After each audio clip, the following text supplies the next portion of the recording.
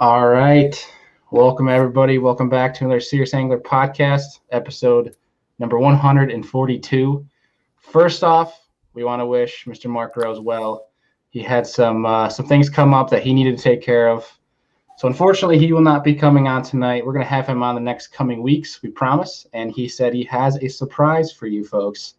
So make sure you guys stay tuned. But tonight, we are being saved, and we're glad to have him on, Mr. Jeff Sprague.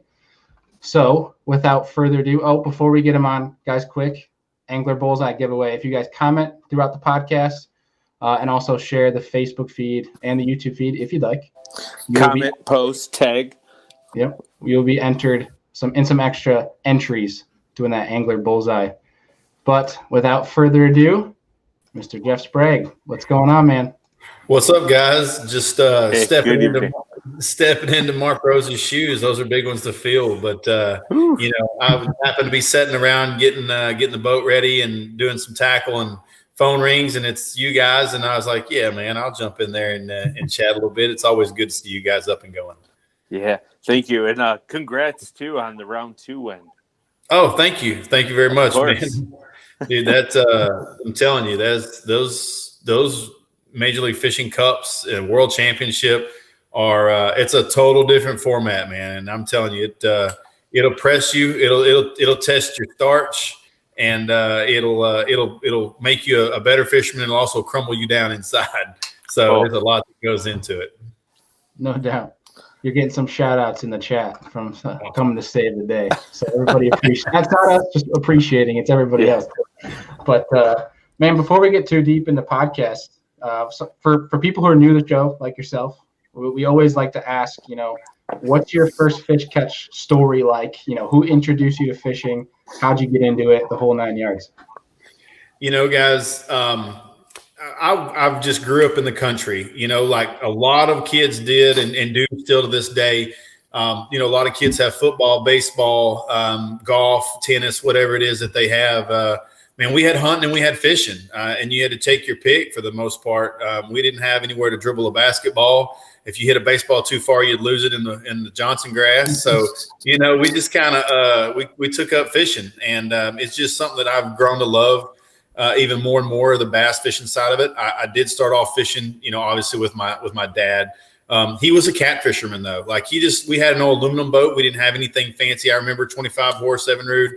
Baby motor, John boat, and we'd get beat across the lake to just go catch some catfish, drift fishing. And, he kind of drifted off of the fishing side of it and stopped taking us. But my grandmother and my great-grandmother loved to fish, and they would sit on the dock and fish. And I remember being just a little kid and seeing those ladies down there with dough bait and corks, and they would just be catching catfish on the dock. And I mean, that was just awesome. So that's really where my love for fishing comes from. I just kind of evolved it a little bit, if you will, to the bass fishing side of it and chased my dream. And man, it just goes to show you that you can come from nothing and you can make it all the way, you know what I mean? All the way to where we are now. 100%. Yeah. So when did you kind of decide you wanted to get into tournament fishing? Well, to be honest with you, I graduated high school at 17, joined the Army when I was 17. And then the day that I graduated high school, we went down to Lake Fork. We graduated about 40 minutes away. We went down to Lake Fork. Mom rented us a hotel room that we had saved our money. We paid her, and we fished a tournament the next day. So we we just graduated and we went. Didn't win that tournament. It was Lake Fork. Didn't even understand what the slot was about, to be honest with you. But we wanted to go fishing, and we did. And so I really took a hiatus after that. I went into the military like 8 days later. Didn't do any fishing for like 5 years, to be honest with you. Just traveled all over the country, being stationed in places. And I did fish while I was stationed, all over the country. I'd jog down a trail and with a backpack and a rod and reel and jump out at the Potomac River. I was stationed in Washington, D.C., and did it there. And, just kind of kept at it. But as soon as I got out of the military when I was, 23 or 24, I obviously got back into it, got a boat, and started fishing. And then I just really went to work, like most people do. I went to work as firefighter, police officer, EMS, and I worked all the time. But I had a boat. I went and bought a new boat and everything. But I just fished when I could on the weekends. And someone talked me into joining an FLW event as a co-angler because they needed a link at the time. Three derbies later, guys, I fished the Forest Wood Cup because I won Angler of the Year in Texas. And to be honest with you, I never looked back. It's just been a blessing ever since. That doesn't happen for everyone. I know that. But it's never too late, and it's never out of the question. You can't do it unless you try. So just been a fairy tale story. I quit my job after being there 8 years and fishing on the side, FLW. And then, man, we've gone at it hard. I spent every penny that I had saved to get there, and one of the few, man, who's made it work. Congrats. That's awesome. That's got to be whoever asked you to be their link. You got to get quite the comment or commentary from him. Yeah, they don't. It's kind of ironic because it's hard for guys to see you join and then excel. A lot of times they get like, should have never even asked that guy or whatever. But it's been a pretty awesome roller coaster, and I promise I don't look to get off this train anytime soon. Hopefully. Heck yeah, that's good. Well, I'm curious then, because you mentioned that you put a rod in your backpack and you kind of just take it wherever you were stationed. So that being said, is there like a wacky place, one of the craziest places, like to your memory that you went fishing? Yeah, I mean, dude, listen, I've fished some pretty crazy things. Like I tell you what, I was fishing out in West Virginia one time when I was stationed in DC, and I drove out. They had an archery shop out there, and me being the country guy that I was, every time I got some time off from the base, I would just jet out. I would, you have to remember, we didn't have the internet we have now. We didn't have GPSs like we have now. I'm driving with a map scope, in a Jeep, holding a flashlight, trying to do this all. And I ran out to this place in Front Royal, Virginia. I'll never forget the name of that city. And I just looked on the map and I found like a river, and I saw a road where it crossed. And I mean, that's how crude it used to be for me when I would fish from the bank. And I went out there and parked my Jeep on the side of the road. And this creek, this bridge you drove down in the creek bed when the river was low. So you could drive through the water, or they had like a small bridge. And if the bridge was underwater, you just didn't cross there. So I parked there next to it, and I went out there and started fishing or anything whatsoever. I was just fishing. And there was a guy there, and he had a mask on, like he had a scuba mask. And every now and again, I would see him. He would come to the bank, put his rod down, and he would get in the water with his scuba mask. And then he would come back up with a bag, and then he would go grab his rod and reel and go back out. And I would watch him. He was slaying them, and I couldn't figure out what he was doing. So the curiosity finally got to me, and I asked the guy, I was like, hey, what are you doing? And he's like, man, I can catch these crawfish underneath these rocks, and then I can use them for bait out here, and I catch these smallmouth. So I sat back and watched this guy do that. And I mean, it was this little creek, but I mean, not really. It was just shallow, and he would drift these crawfish down through there with like a makeshift Carolina rig, and he was throttling giant smallmouth. So needless to say, I went to Walmart, got myself a diving mask and a little cloth bag, and I went and tried to catch me some crawfish so I could get on that. It was it's just something I'll never forget. It was a really cool experience. Now, how did it go catching the crawfish? That was a whole different story. I'm better at catching bass than I am at catching crawfish. Little buggers are quick. They are. I guess what he was doing was picking up them both big flat rocks, and then he would just run his hand underneath them and feel for them and get them. Because you can't. I don't even know why you need a mask. You can't see anything. Your fingers to catch some smallmouth. Probably keeping like some weird bacteria out of your eyes and nose would be my guess. Yeah, to be honest with you, you're probably right. You're very probably right. So, but yeah, it was a good time, great learning experience out there, and I even got like I said, going back to the Potomac River, I would get to go and see down around Quantico where I was at, and see from the water where I was at, on the bank years before. It's just a really cool experience. That's awesome. That is sweet. Yeah, so talk to us. Andy congratulated you on it earlier, but talk to us about your victory. What went down, if you're allowed to talk about it. Yeah, I mean, it's already aired. We're allowed to talk about it now. But so the first round, we went to a lake there in Grand Rapids, Minnesota. And between Cody Meyer and I, we duked it out there. We both caught well over 100 pounds of bass the first day. We both smashed the Major League Fishing record, single day record, and for a cup weight, and the World Championship weights as well. Cody edged me out there by 10 pounds or so. it was a phenomenal day on the water. So we went to the second round. We had a day off, and then we went to another lake. Every day you fish, it's a new lake or a new body of water. So you have to go back, and it's all back to the drawing board. And we went to a new body of water, and it wasn't a largemouth fishery for me. And I've pretty much dialed in some smallmouth there, and we were able to catch 15, 18 pounds that day, and move on and win the round ultimately. And it was really a great experience to be in the Major League Fishing World Championship, and then to actually come out on top for a round. That's a huge accomplishment. I mean, I'll never forget those days. And to do it with a drop shot, which is not my forte. If you guys follow anything that I do, I'm really a power fisherman. I love 20-pound, fluorocarbon line and braided line. Let's rip on them. Let's get them in the boat. And but to do it with a spinning rod, nonetheless, was really special. And it builds confidence even for someone in my shoes. So you can never stop learning. But if you get a chance, you guys check that out at Major League Fishing's website. They just released the press conference and things like that of us winning. So it was an awesome day, awesome event for us. Yes. After the show, I'll be sure to put that down in the description, link that below for people. Sweet. But curious question. Is that so the style of a new body of water every day? Is that something that you thoroughly enjoy, or do you kind of like going to say one location and like really breaking it down? No, I really enjoy new locations. I mean, wholeheartedly, it is the most fun that I have ever had bass fishing. I think it shows in the performances so far in what we've done. And there's no information.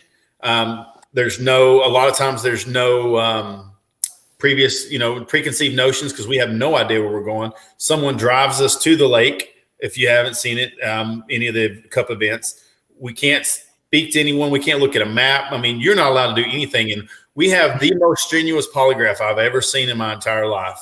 And these guys are they don't joke around. Like if you were to violate a rule, then you're out, you don't get to compete or whatever. So it's very serious. And that's the way we keep it fluid and the way we keep it honest and on equal level playing grounds. And so I really enjoy it, to be 100% honest with you. It's like fishing for the first time every time you go. And once you get to where you understand bass fishing a little more, and you're not just out there trying to catch one, and you really understand patterns and you understand the way they set up and what they're looking for and forage, and you can dial it in quick, man, bass fishing is such a sport. It'll humble you as quickly as it will make you feel good. But man, I really, really enjoy it. And I think a lot of the guys who are on the format, they really enjoy it too. Don't you get was it 30 minutes of kind of going around the lake before it starts? We do. We get a 30-minute ride through. So they give us that 30 minutes before we start fishing to take a look at the lake, to let us know. That way you can just run to the back of a creek and see if the water's stained, or you can run and look for lily pads, or you can look for grass, or you can check high spots. You can idle. You can do whatever you want in that 30 minutes. You can sit at the boat ramp and tie your baits up if you want. If you got to a body of water and it was muddy, you can do anything you want to do with that time. So that in 30 minutes, to be honest with you, if you just get to look at a few things, then you get to a starting point. And in the tournament, you have to materialize and capitalize on anything that you see and make those adjustments on the fly. And it's whoever figures it out the fastest, that's the guy who's going to win the day or who's going to prevail ultimately. Absolutely. Yeah. So now if you had to choose where in the country you'd like to fish these MLF tournaments, would you prefer the North or the South, since you're from Texas? Because it seems like up north you get mega weight and a ton of fish catches, but down south it kind of differentiates. If you get that 1 or 2 or 3 big bites, you can really blow the doors off quick. Right. So I'm going to slice your question, and I'm going to just cut it 2 ways. All right. That's fine. From January to June, let's stay in the South. Okay. From June to December, or June to November, because it's getting cold up there. Like you guys are probably snowing. From June to let's go north, guys. Let's go north. And I tell you why, because you guys have phenomenal fishing, and we know why. It's because you do freeze up, and the fish don't get pressured for several months out of the year. But you guys don't get the opportunity to catch the 7s, 8s, 9s, 10s, 11s that we have down here, so it is, don't get me wrong, guys, it's amazing to catch those giant fish. I love it. I grew up doing it here at Lake Fork. Been very blessed to catch the amount of large fish that I've caught. However, man, it's addicting to come up there where you guys live and catch those fish because they only may be 3, 4, 5 pounds sometimes. But, brother, they are angry, they are beautiful, and they are aggressive. And I mean, and so it's you guys, it's a double-edged sword for me, to be honest. I really love both of them, and I think that's why I don't mind going either direction. It's just those dadgum smallmouth y'all have, man. They're big fish. Those brown ones, there's something up with those things. It's kind of funny. I live on Lake Erie, as I was texting you earlier. Like, I'm 10 minutes from Safe Harbor, and I'd almost prefer to go largemouth fishing. And Bailey laughs at me all the time. Just because the best largemouth fishery I have for me is 2 hours away. I don't get to do it every day. So, right. Well, I'll tell you what's crazy is where I'm at. I have Lake Texoma within an hour and 20 minutes of me here. And we have giant smallmouth at Texoma.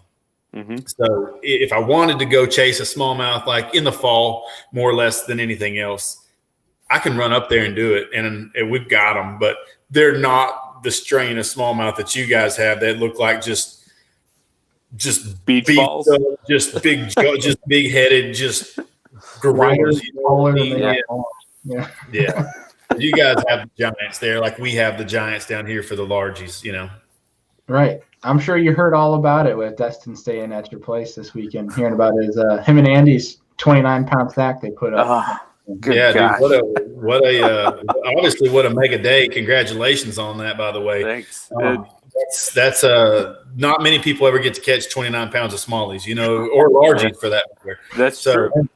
Yeah, so that's huge, man. Congrats. I'd like to say I had a really elite partner to fish with. So 100%. So I know a couple of the MLF guys are actually going to be fishing some of the Big Five tournaments as well this coming season. Yes. So I'm curious because there's questions. Our buddy Kyle Patrick, who actually runs the Douglas tournaments, did a great job. Quick shout out to him. There was 100% release rate for the smallmouth at that Erie Derby. So congratulations to his crew. But he asked if you miss 5 fish limit tournaments. And I'm going to add on to that is, are you also going to dabble with the Big Five series as well? So I do miss 5 fish derbies. Obviously, it's something that I grew up on, and cut my teeth with. I do enjoy it. I feel like the style of Major League Fishing has truly made me a better fisherman.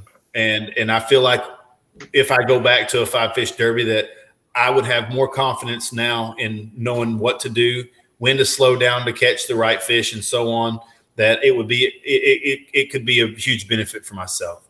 So, but that being said, I wouldn't trade where I'm at right now for any amount of money. I mean, to be honest with you, like where we are, and it just fits my style of fishing, the way I love to do it. And I'll be honest with you, I really think it's the no information rule that we have in place that, guys are some guys get upset about it because they feel like they can't talk to their buddies or their friends.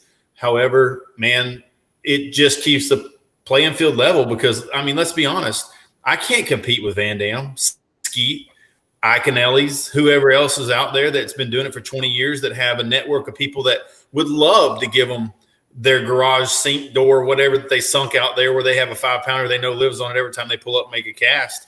I just can't compete with that. I don't have that. I'm still don't have the network of folks. So that being said, the no information rule is huge, and I really like it. I think a lot of guys like it, but I can see why it would be a hindrance. The other part to that question is, man, I'm not going to do the Big Five. I'm not going to fish the Pro Series this year. I mean, I've been asked to fish the Pro Series. But we start so my personal schedule for 2021, I will start in January with a cup, straight into February with the Red Crest, straight into the tour in March, and then we don't stop until October. So I have, a son and a daughter. I have a girlfriend that I would love to keep around, and I'm afraid that if I spent that much time right now on the road, first of all, I couldn't do that to my children. And so it's just not right for me this year. Now, I'm not saying that I won't do it in 2022, but I will choose a series of Toyota series this year and try to jump in those 5-fish derbies because they have great payouts and they also have a great championship payout. So it would be just crazy not to try to get into that thing. So anybody who's watching that, you definitely need to check out those Toyota Series payouts and the Toyota Series championships because, man, it's crazy the amount of money that you just can possibly take home. Right. We have a question from one of our buddies here as well, Forrest, that asked, if you had to throw one bait in every MLF event, what would you be throwing? Man, that's a buzz bait, to be honest with you. Probably a buzz bait or a swim jig, one of the two. Now, I just feel like as long as we don't start too early in the year where the water's too cold, which normally we don't, normally we start whenever they start getting up around beds. Dude, you can crush them on the whole top water deal or the swim jig deal. It's a great way to cover water, whether you're open water docks, whatever. I mean, that's just kind of one of my go-to deals, to be honest with you. Right. I think you stole Andy's heart saying buzzbait for your answer. He's experiencing technical difficulties. He must, because he keeps leaving us. Yeah, he keeps popping in and popping out. Right. Yeah, he doesn't want anything to do with us. But now, looking forward though, to the 2021 season. Like I seen the schedule was posted. What are you looking forward to most? What location? I mean, I'm looking forward to just going fishing. Welcome back, Andy. Thank you. Right. Sorry, my wife's brother FaceTimed her twice, and I kept hitting decline, but then it kicks my audio out, so I have to leave and come back in. It's all good, man. It's all good. I apologize. It's all good. We've got some bang up lakes coming up this year. Obviously, Rayburn is right down the street. It's about 3.5, 4 hours from me. Lake Travis is about 3.5 hours from me. I don't spend a lot of time down there. Never have. But when we time those lakes, especially Rayburn, you're looking at another fork event where we smash giants. We're going to catch big ones. It's not going to be the whole people who are worried about the 2-pound minimum. Listen, it's not easy to catch a 2-pounder, guys. All those fish that you go out and catch that you're like, oh, that's a 2-pounder.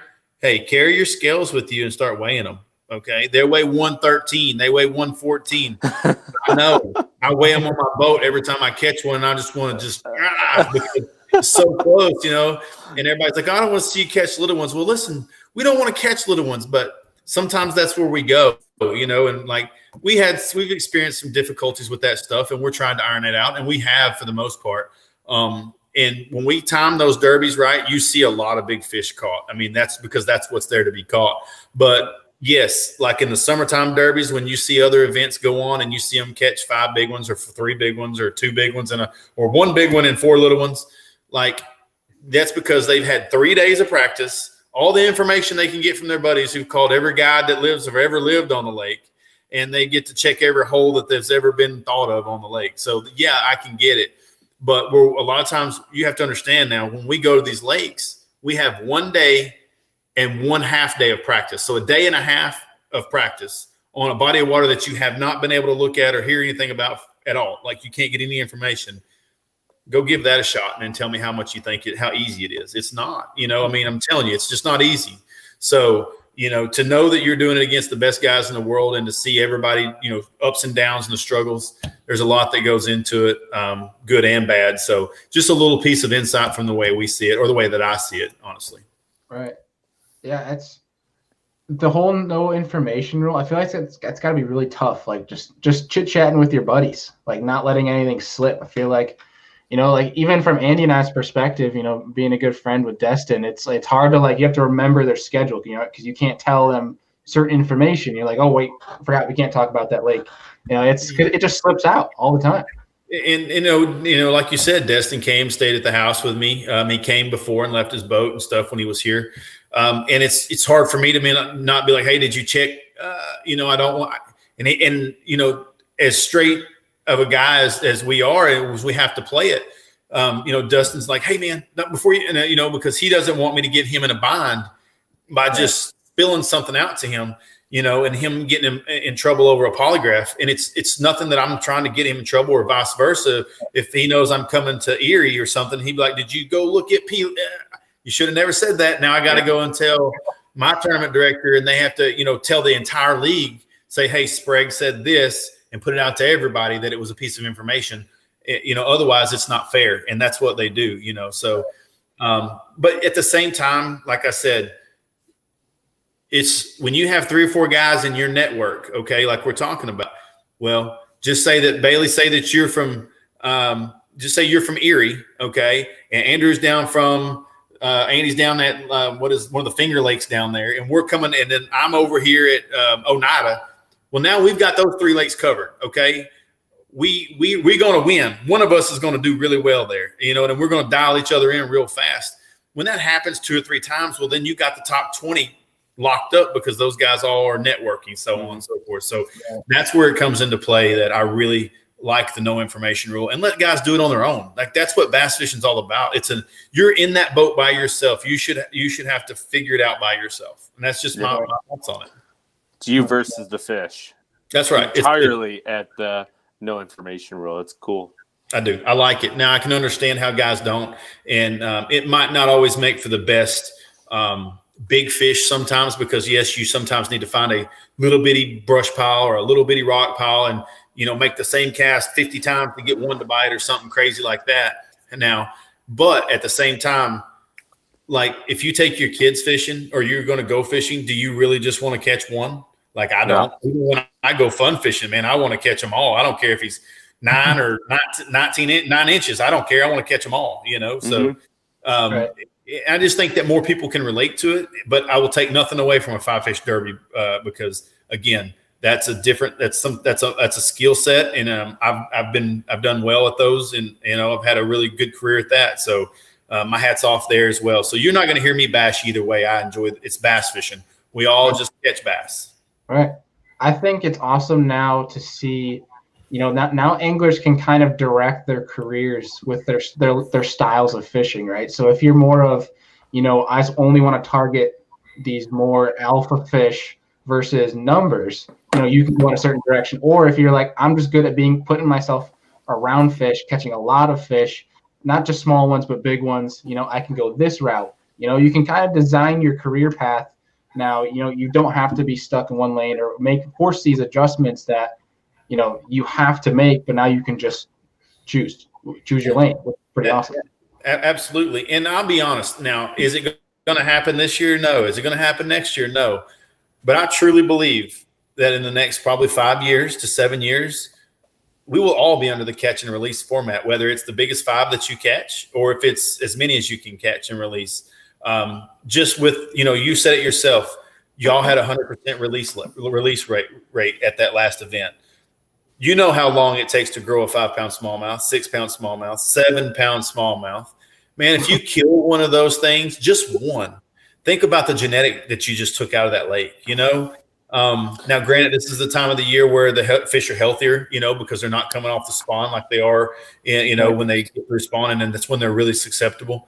But there's going to be a lot of cities and biologists and things that incorporate. If you come here with a derby, you're going to have to catch them and release them on the boat. You're not, unless you're going to catch them and eat them and clean them for your daily krill limit. I really believe that it won't be long. We're going to have to all be catching them and releasing them for sport fishing anyway. Yeah. I mean, on your point with the smallmouth up here, I have a friend that worked really close with like the Erie County Fisheries Advisory Board on Erie. Mm-hmm. They found in the last 15 years that the 6 to 7 pound largemouth are 5 to 8 years old. And the smallmouth, because the gobies are so protein packed that they're actually growing larger faster, but their mortality rate is way up once they reach like 8 years old. There's not a lot of like 8 to 10 year old fish anymore and beyond. They're all 5, 6, 7 years old. So the goby is actually allowing the lakes to produce bigger fish quicker. And I think we're seeing that on Oneida too. The last couple of years it's been down, and now we're starting to see those bigger fish again. So that's crazy. Man. That's good. That's really good to hear. I'm really glad to hear that. It just devastates me. I'm not a tree hugger, guys. I hug a tree, but it's when I'm deer hunting. And, and then, but as far as the killing bass, like I love to catch them. I don't like to kill them, No one does. And so, but, and I get it that us, weekend anglers, anybody else, they don't like to kill them, but at the same time, they're going to box them and they're going to do what they got to do to get where they need to be. And if they kill them, then it's just kind of like, it sucks, but I killed them. Now you do that with 100 guys in a field or 150 guys in a field, and they all kill one or two, or some guys kill all five. Man, you're talking about killing hundreds of bass a weekend, and you do that for how many weekends in a row, and that's how you can really do damage to a fishery. I'm not going to point example Kentucky Lake. I'm going to be honest with you. You guys don't even want me to get started on Kentucky Lake because, in my personal opinion, y'all may look at me like I'm crazy, but carp had nothing to do with that fishery's demise. Oh, I don't think. I think it may have helped a little bit, but those summertime deep hot water tournaments just crush fish. 100%. If you don't fizz them, if you don't slowly put ice in the live well with them and take care of them, and a lot of guys don't care all that much. They're just there to burn gas and try to win a few dollars. And then in 3-4 years, we saw what happened at Kentucky Lake. I watched it. I was like, oh my gosh, that's not good. I was going to Kentucky Lake when you could literally go without a graph. You didn't even need electronics. You could just get in the middle of the river out there on a bar and find a shallow spot, like just a flasher, and just find where it came up to 10, 15 foot, kill your motor and start drifting a football jig. And you could catch as many bass as you wanted, 2 pounds, 3 pounds, whatever. It was fun. I mean, the craziest thing you've ever seen. You didn't have to go up to where you guys lived to catch them. And over the course of 10 years, I've seen thousands of dead bass on that lake from derbies. I mean, when they have a Triton owners, and then they have a Costa, and then they have a BFL, and then they have working man's every Wednesday, Thursday, and out of every boat ramp on the lake, they're not just having it out of one. They're having it, that lake's, 100 miles long. They're having it out of 4 different boat ramps. So none of the bass are getting a break. And they literally, like you said, when they come out there and get on those ledges, they just come off the spawn. They're so weak. You put them in a rod locker. You put them in a live well with 100-degree water, dude, they're dead. I mean, and it's a sad, sad story. And a lot of people don't want to hear it. But honestly, I truly, in the bottom of my heart, I believe that anglers killed that lake, and it'll take a while for it to come back. Yeah, it makes sense. How many tournaments are run out there? I mean, we had a show with Jason Lambert, and he said the amount of tournaments out there is crazy. Definitely doesn't help the fish. It doesn't. They don't get a break. They never get a break, ever. Right. Ever. So, But so that's just one of those things. Take care of your fish best you can, man. That's the resource that you love. If without those things, we have no sport. So anybody that gets to be around your bass, man, I just ask that you treat them like you would your kiddo, if you would, man. You want to survive. You want them to make it. Right. Yeah, and that's one thing that for everybody listening, any viewers, Andy and I are organizing a fish care panel podcast that we're going to run to try to use as like a resource for people to learn more. Because I feel like a lot of it, what it is, unless you're chatting with a lot of anglers, you don't really know some of these key ways to keep fish alive for their benefit, not just your own.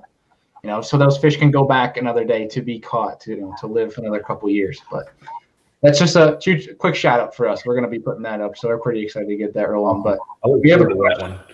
Yeah. We have a question here for you from Kyle Patrick, and he is asking, what is the one piece of advice you have for someone who wants to be a professional bass fisherman in the future? Spend as much time, Kyle, on the water as you possibly can in every season, from January 1 to when the water's frozen or cold, all the way until December 31st. And put yourself in as many scenarios as you can. Get good at the techniques that you really enjoy. When I say get good at the techniques, you don't need to be diverse in every single technique, from a whopper plopper to a football jig. You get good in 5 or 6 techniques, whether it's power fishing or it's light fishing, fairy wand fishing, as I call it, whatever. I mean, you can make it go at anything, to be honest, but you get good at what you can, and then you take those tactics anywhere you go, and you put those tactics to work when you get to a body of water. You don't need to get on Facebook or YouTube, as bad as that sounds, and try to learn how to bass fish, because nothing can substitute you putting yourself in that spot and seeing how those fish react, how they eat, how they don't eat, whenever you're on the water. And I promise you, when you learn those lessons from seeing it firsthand, you'll never forget those lessons. And the next time you're presented with those scenarios, you will have learned from it and you will know what to do. And then you'll be the guy who comes out on top, because you've already put yourself in those scenarios long before it happened to you while you're in an event or fishing somewhere. So it doesn't matter if you're fishing a local club derby or if you're fishing the Major League Fishing Derby. You just put yourself on the water as much as you can and learn the techniques that you like or that are applicable to you. And then when you get where you're going, you use those techniques, and I promise you, you'll find yourself on top more than you do anywhere else. Right. It's much easier to learn from your own mistakes, your own lessons on the water, than from somebody else's through your phone screen. That's right. I mean, I'm not saying that there's not great information on YouTube. In fact, every time I change the oil in my truck, I look at YouTube sometimes. I'm like, okay, how many quarts of oil was that again? So it's just easier that way. But I promise you, I'm just changing the oil in my truck. I'm not trying to learn how to fish a football jig, because everybody's going to tell you something different. I mean, that's what's crazy. Everybody's going to tell you something different on the spinning rod. Everybody's going to tell you something different you have to figure out what works for you. And, you may like a really stiff rod, where I like a little more, limber rod. It all depends on your hook set. So my answer is you get good at what you do, and you'll be surprised. You can take it with you anywhere you go in the country, and you can make it work. That's what's really cool. 100%. Yeah, I think, but on the flip side too, I think that, say podcasts, for example, YouTube, I'll shout out Bass University. There's a lot of things you can learn from these, media, outlets. But at the same point in time, going back to your point, your best way to learn is time on the water. But you can use these outlets to kind of almost give you some information that you might have not known prior. Not to say that you need to rely on it, but it gives you a different perspective when you're out on the water. And you're right. And I apologize for just going straight left field on you, sounding all Democratic, if you will. But no, yeah, for sure. Because here's the deal: you guys have long winters, and you're able to, you know what I mean, like get in there and watch things and be like, man, and take notes, take mental notes, take notes, whatever. And the next time you're presented with a situation, then you can try things. Absolutely, for sure. But you may go fishing for 2 years. It's so crazy, because I go fishing, obviously, a lot more than most folks do. And I might not see a situation but every 3 or 4 years. But when I see that situation, when I'm presented with it, I'm prepared for it, because I've already learned about it, or I've already been there once before. And that's what I'm talking about. It's not like you're going to see something every time you go out, but the more opportunities you get to put yourself out there, and you see one miss your frog. Okay. Well, you just missed him, right? Wrong. To reel that frog up. And if you throw it over there again and he doesn't hit it, then pick up a flipping bait and put it in on his head and catch him, because he's still sitting there underneath that mat or wherever. He's spinning around looking for something to eat because he wanted it the first time. Little things like that. You know what I mean? So absolutely. 100%. Yeah. Andy, you got anything for Jeff? No, this is awesome. So, yeah. A bunch of good tidbits here. Yeah. 100%. So, Jeff, moving forward then, obviously, 2021 season schedule's all laid out, beyond, these locations that you're going to be traveling to. Anything big coming up for 2021? We've had a really great off season. We've got some new partners coming on for the 2021 season. So looking great. We're working hand in hand diligently with Strike King Lures to come out with some rods and some baits and things like that. 2021, 2022 seasons just depend. So we're really excited about that. You guys be checking the Strike King Lures out. We were dropping some more stuff at the Classic, I believe, some rod lines and then things like that. And you'll see us, out and about, and then you'll see a lot of new products coming out that we've been working on. I can't wait to get those out. So keep up with my Facebook page or my Instagram, especially if you guys don't mind following. If you follow me, man, drop me a message, whatever, just say, hey, watch the podcast over there. And, tell us about it, whatever, and I might be a little slow sometimes to get back to you, but this is my fastest time of the year because I'm not on the road. He said, Bailey's been trying to get me on a podcast now. He said for like 5 months or something, I think, and I've never responded to his message. So it's just one of those things, man. I don't get on the social media to just chat ever. You know what I mean? Like it's a necessary evil when you get to where we're at. A lot of companies want us to have those presences and things like that. And not that Bailey's not an important guy or whatever, but he's really got to get a better profile picture because I was like, look at this girl with a beard. I was a little bit weirded out. Just kidding. Oh, that's no, funny. you're not. No, you're not. That was good. But no, we got a great schedule ahead of us, man. We got a lot of stuff coming in 2021. I would love if you guys followed along and shared our experiences. We see a lot of crazy stuff on the road. I post a lot of funny stuff. Major League Fishing shares it. Like, dude, I constantly see like caskets being hauled around in people's trucks. And I passed a horse the other day tied in the back of a truck. Like, you just got to see it, man. Y'all follow. Dude, it was in Arkansas. That's what's crazy. I mean, you never know where it's gonna be, bro. Just follow along and see some of the stuff we see. You'll get a kick out of it if you have that sense of humor. For sure. The link to your Instagram is down in the description right now. So if everybody's looking to go follow him, if you're not already, just head down the description of this feed and you can follow him. Definitely, follow along with the crazy adventures. I've thoroughly laughed at the horse in the back of the pickup video. That was good. What's crazy is I got a John Garrett shot me a message. He's like, dude, I just passed the same horse. Get a picture of it. I'm like, you got to get better with your phone, buddy. So you never know. You got to keep that phone like a pistol in the Wild West, ready to pull it out and take a video. It's wonderful. So, yeah, dude, it's good times. So you never know what you're going to see out there on the road. But dude, you guys have been great. I really appreciate it. And we're always here. Love to jump back on anytime and chat. Oh, for sure. Yeah. Real quick, while we have you, one quick question from a viewer. He just he's curious about your flipping stick setup. So I really like to flip with the 7-foot rod. Okay.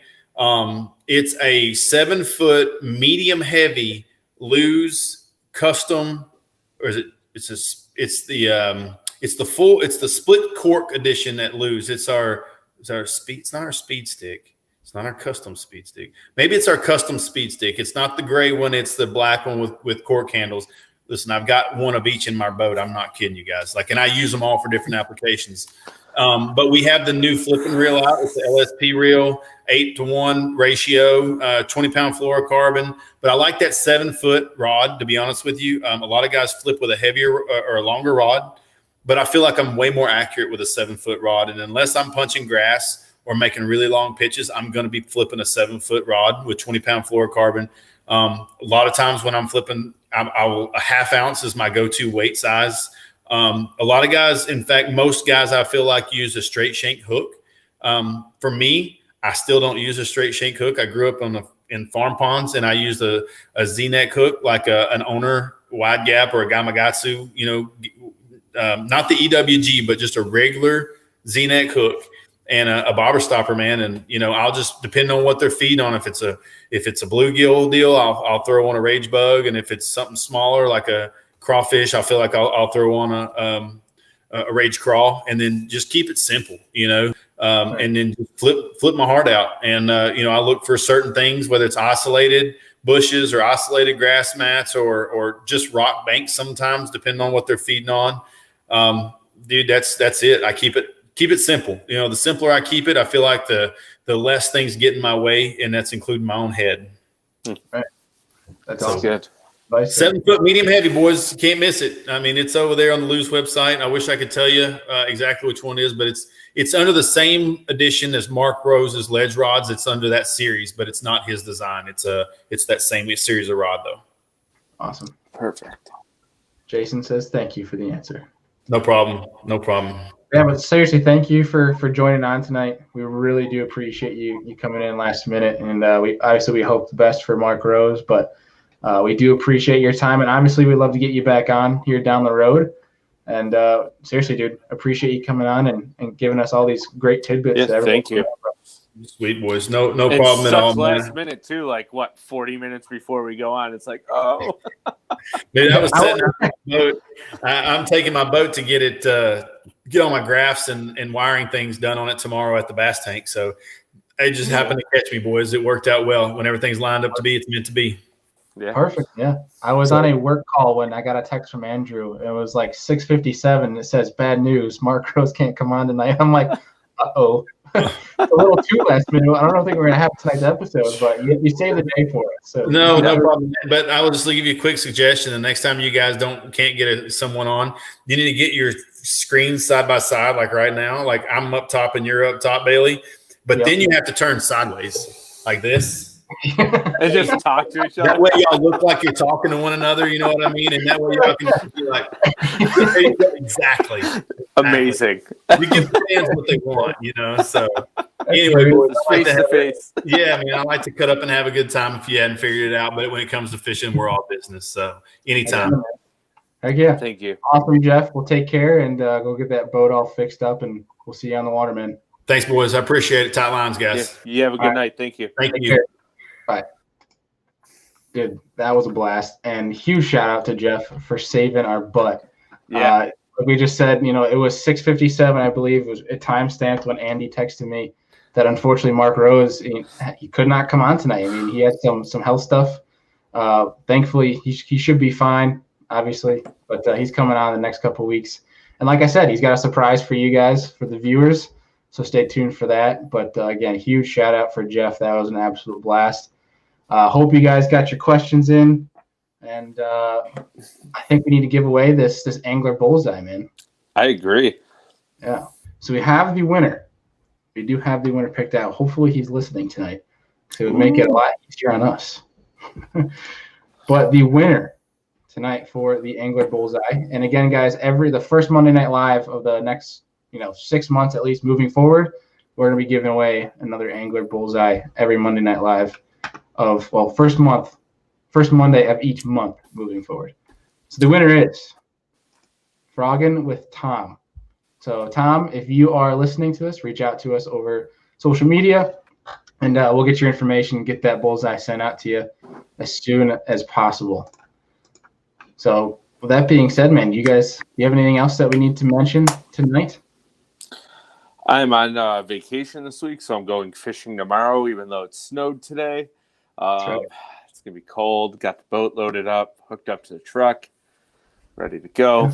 Keeping the graphs inside, though, so they stay warm. You going for green or brown fish tomorrow? Oh, I'm going green fish hunting. I hate you. Drops 29 pounds of smallmouth and just, immediately abandons them. Like, I literally just pulled all of my I have all my stuff inside so it doesn't freeze or whatever and get the plastics all hard. So I literally, as Mark Rose lets us know they can't go, I'm in the middle of loading my boat, calling Mike, talking to Mike, trying to figure everything out. And I'm like, oh my gosh, running around like a man with my head cut off. My cover on my boat had a little pond of water that was frozen. I was like, this just ain't good. Lining up rods and reels, shoo. But it should be a fun week. Yeah, we'll see. Fishing this weekend. Yeah, Friday and probably Saturday. So hopefully Saturday. Yeah, it's weird, man. We had snow today up here in the Northeast, and this week is supposed to be high 60s. I think Saturday is 68 and sun. I'm breaking out the shorts and the long sleeves again. Oh, heck yeah. Grief. We have a message from Chris Birch, Andy, that says, "Are you coming Friday?" Me and Bailey should be there as long as you get enough boats. So show us the money. We'll be there. Chris is good on honey. So show us the boat entries and we'll be there. Yeah. And we'll donate. Yeah, Chris is a good guy. So very good guy. Great. Well, guys, moving forward, we definitely tonight was a lot of fun putting it on the Facebook and the YouTube channel. So moving forward, this is definitely the plan. We're going to be doing both live streams. Seemed like everybody seemed to enjoy it. We had some more interactive questions tonight, so thank you guys for that. That was huge. And, Chris said Sunday on Canisius if interested. Interesting. Who's running Sunday on Canisius? He said Friday, 12 to 14 boats so far, I heard. What? Sign I got us to up. check this out because I saw like 3, but I mean, if we get that many on that little lake, ooh. Right. Yeah, but guys, moving forward, we definitely do appreciate you guys sharing the post with people, sharing the page. Again, reach out to us on social media at any point if you guys have any questions. Anything you guys like, any topics you'd like brought up on future podcasts, we would thoroughly appreciate that. I'm starting to not be able to talk, so we're getting the near end of our podcast here. But Wednesday, another fun podcast we're having on Ish Monroe. So that's going to be a blast to have him on. So guys, if you have any questions you want for Ish Monroe, reach out to us on social media, and we'll be sure to ask him that on the show. But again, thank you guys as always. Andy, you got anything left for the folks here before we sign off? Now, stay warm as we creep into winter. If you're in New York, it's not quite time to put the boats away, but I'm okay if all y'all want to go hunting so I can have the water almost to myself. So, yeah. Heard that. Well, thank you guys again. And Frogging with Tom, if you are still watching, hopefully you do watch. If you're listening tomorrow morning when this the MP3 is uploaded, shoot us a message. We'll get that Angler Bullseye sent out to you. But thank you guys again.